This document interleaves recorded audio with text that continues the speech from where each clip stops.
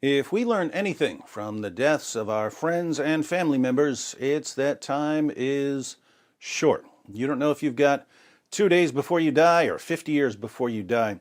Either way, it's not a very long time, so you'd better make the most of whatever time you've got. I suggest building something that will last, or helping someone else build something that will last. Nabil died young, but Nabil had already built something that will last forever. With the time I've got, I'd like to build an empire, the greatest empire in the history of the world. Not an empire of cities and armies. Those empires come and go. Just ask the Babylonians. I want to build an apologetics empire that crushes every false claim that gets in its way. What's cool is that the power of the internet makes it much, much easier to build an empire. Empires of the past required soldiers, horses, ships. You had to have them if you wanted to spread your empire around the world. But now you can spread your empire all around the world online. You don't need 500,000 or 600,000 warriors. You need 5 or 6 warriors cranking out epic content. So how do you build an apologetics empire? Easy. You imagine what it would look like, and then you work backwards and figure out what steps are necessary to get there. Here's what I think you'd need. 5 or 6, maybe 7 or 8, Christian YouTubers, along with 1 or 2 tech guys, sitting in a war room of the studio headquarters in the morning, going through the notifications that just came in from their millions of subscribers. Okay, there's been a terrorist attack in Nigeria. Who's on it? You? All right, let's make sure we get that out by noon. Who wants to help him go through all the articles so we make sure we got the best information possible? You? All right, you're partners for the day. Chris Rock just said something really stupid about Jesus. It's all over social media. Who's going to respond? All right, you're on it. What else? Oh, the famous skeptic duo, Super Atheist and the Hitch Slap, just posted a new video claiming that they can ground objective morality in their own personal feelings. Not sure that's even worthy of a response, but let's go ahead and watch their new video and then decide whether we're going to point out how stupid it is. After that, the rest of us can finish recording that skit about Muhammad allowing his followers to hire prostitutes. Let's make sure we're all done by 7 because we are going live at 8. And remember, teamwork makes the dream work. Because you can reach so many people so quickly on the internet, I believe that all you really need is a small, well-organized, disciplined, dedicated group of content creators with a bunch of viewers who help spread the content. And you can wreak havoc on the nonsense that's circulating on the internet. They would put out so much content so consistently that their opponents would be reeling, unable to recover from the onslaught. Now, the power of technology also allows people to spread false claims and stupid ideas rapidly. But false claims and stupid ideas are inherently weaker than true claims and good ideas. And if every time someone makes a stupid claim, you smack it down instantly, same day, people will eventually start to catch on. The internet is full of crap. It needs a laxative. We are that laxative. So you wouldn't actually need much for a global apologetics empire. How long would it take to get there? With maximum effort, probably about 2 years. It's good to set a time frame. As soon as you do, your brain starts coming up with ways to make it happen. What are the steps in building an online apologetics empire? First, you need a pool of Christian YouTubers.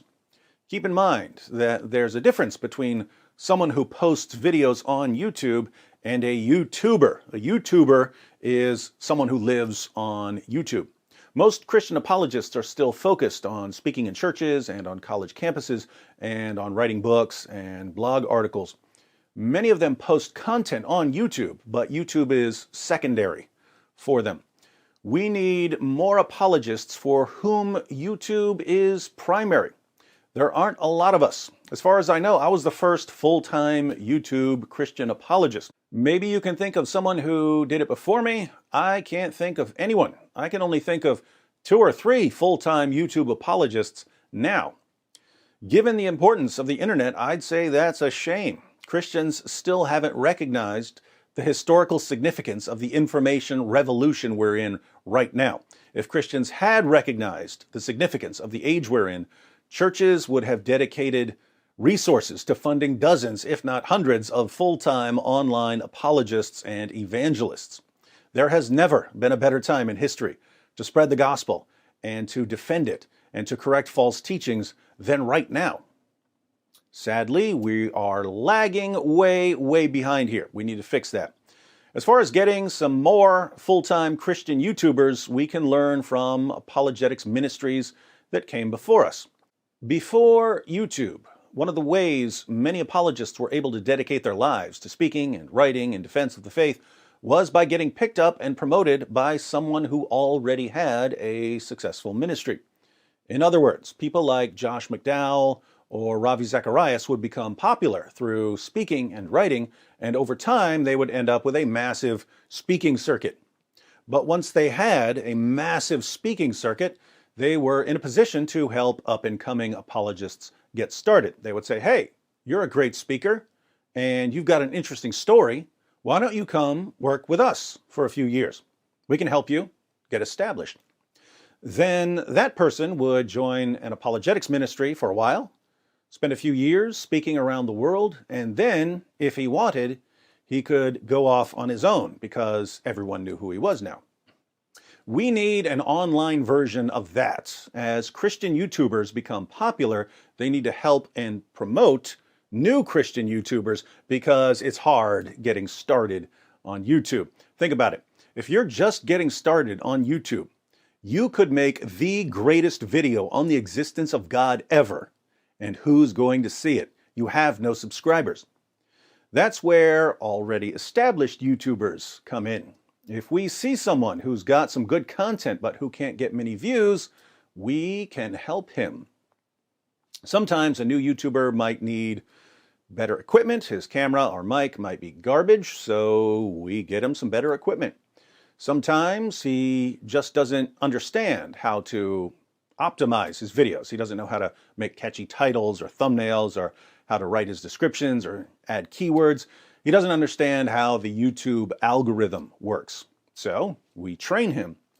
Sometimes he just needs help getting his first 1,000 or 10,000 subscribers. So we tell our subscribers about him, and many of them go subscribe. This can snowball very quickly. If I help 2 or 3 channels blow up, then there are suddenly 3 or 4 of us. So when we see someone new come along, we've got 3 or 4 channels that can promote him. Soon there are a dozen channels working together, and we can blow up a new channel overnight. Channels that blow up are then supported through crowdfunding, and in a very short while, we have a bunch of full-time Christian YouTubers cranking out daily content, flooding the internet. 5 or 6 of those YouTubers who aren't glued to their current location then move to the same area and start putting out content as a team. They continue making videos for their own channels, but they've got a team to help them. And they go live as a team every night, 365 nights a year, online, free-for-all, taking all challenges. And there are lots of other things a team of YouTubers can do when you've got a team of YouTubers, all of whom know how to create engaging content. They can figure out ways to get all of that information that's currently in books into videos. These books, they contain lots of amazing material that just isn't available in video form. But many people today learn from videos. So we get all of the relevant information from the books into videos so that everyone in the world with an internet connection has access to the best information available. That's how you build an apologetics empire. That's what I'll be working on this year. I want to baptize the internet. I've been told by several of the people who know me best that I always think like a military general. Anyway, there's a lot of other stuff going on this year, some of it behind the scenes. In February, about a dozen or so Christian YouTubers are getting together for several days to discuss strategies for the near future. We're going to put together everything we know about YouTube and social media implement a number of new strategies for 1 year, and then put together our own training course on how to crush it on YouTube. A training course is crucial because wherever I go, people come up to me and say, "Hey, I'd like to do apologetics on YouTube, but I don't know where to start. What advice do you have?" Well, we're going to put everything together for the next generation of Christian YouTubers. We'll probably have a beginner's course, an intermediate course, and an advanced course, but we're going to make everything we've learned available for others.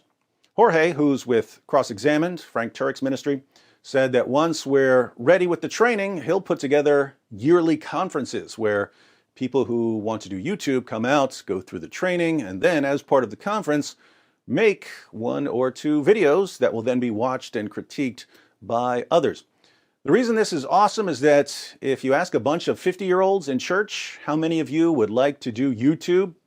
There might be 1 or 2, but never a lot. They grew up before YouTube took off. But if you go down the hall to the youth meeting and ask them the same question, it's all of them.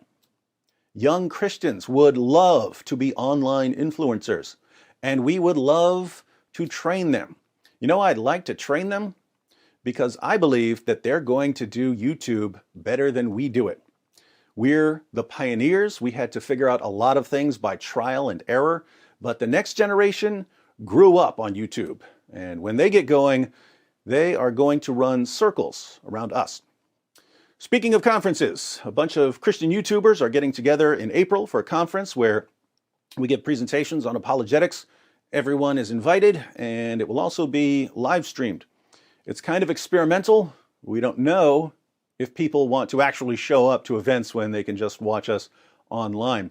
But we're going to try a conference and see how it goes.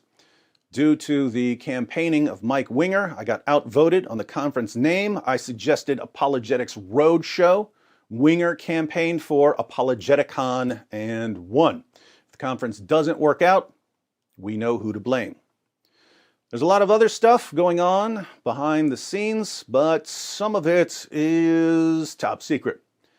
If you want to help build the empire this year, I think the most important step right now is helping some other YouTubers. The first 2 I can think of are John McCrae and Vocab Malone. John McCrae, aka Whaddo You Meme, went from 0 to well over 40,000 subscribers in almost no time. He responds to anti-Christian memes and atheist videos, and he does a lot of commentary on current events.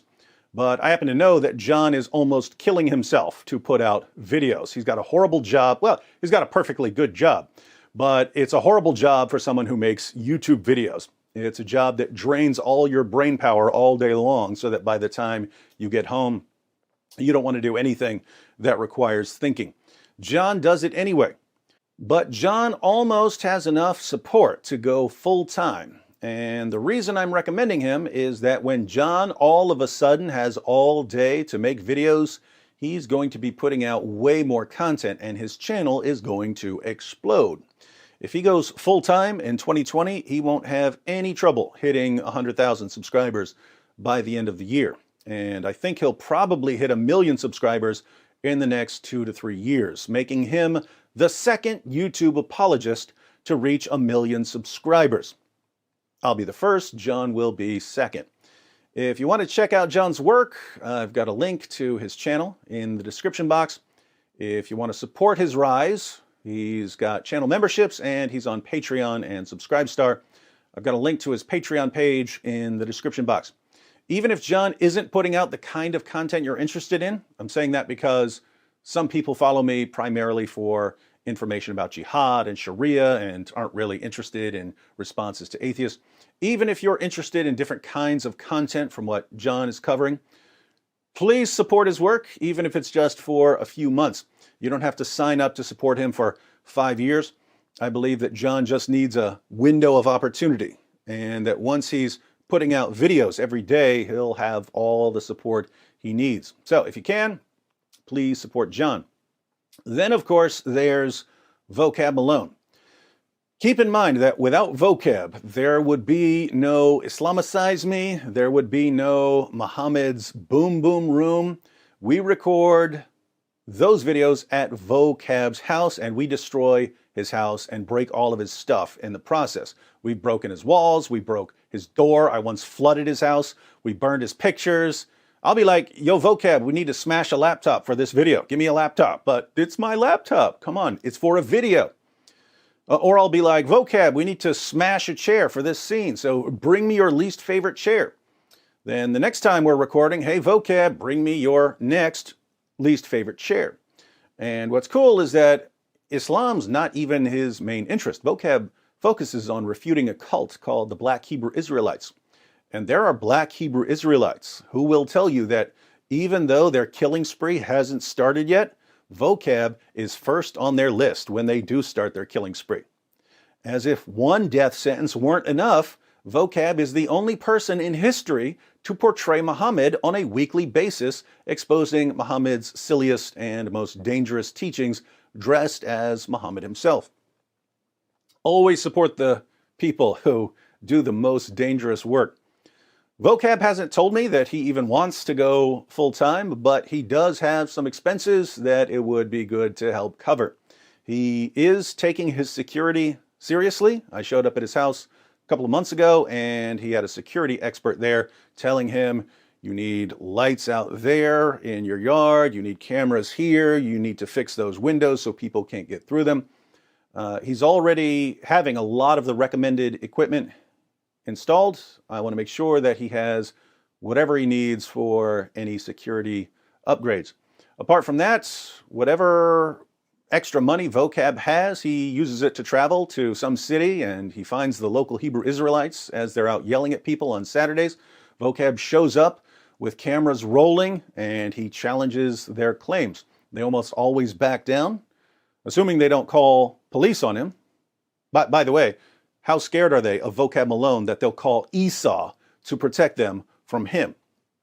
Let's make sure Vocab has enough for security and for travel and for any equipment he needs. So that's the plan. Get John and Vocab covered. The next in line is Adam Coleman. People from completely different parts of the country independently said to me, man, have you heard this Adam Coleman? This guy's smart. Adam has been doing long podcasts for a while. His friends convinced him that he needs to up his game on YouTube. Once he gets in his groove, he'll be the next channel to blow up. If you want to support my channel, you already know I'm on Patreon and Subscribestar. And now I have channel memberships. I didn't think they'd last a month, but they're still there. So if you want to join the Boom Squad, click the join button. Also, I keep forgetting to tell people the PayPal link that's in the description box of my videos, that goes to a 501c3. So if you want a tax receipt for donations, use that PayPal link. It goes to a 501c3 called FACT. I usually use the money from that for travel expenses or new equipment, but whatever donations you send through that PayPal link, you'll get a tax receipt at the beginning of the new year. Actually, if you're watching this video today, the day I post it, it's still technically 2019. So if you donate through PayPal today, it still counts towards the 2019 tax year. That's about it for now. Got some awesome stuff coming out in 2020. Got some awesome stuff coming out this month. Got some awesome stuff coming out this week. These are epic times to be a Christian. Let's make history.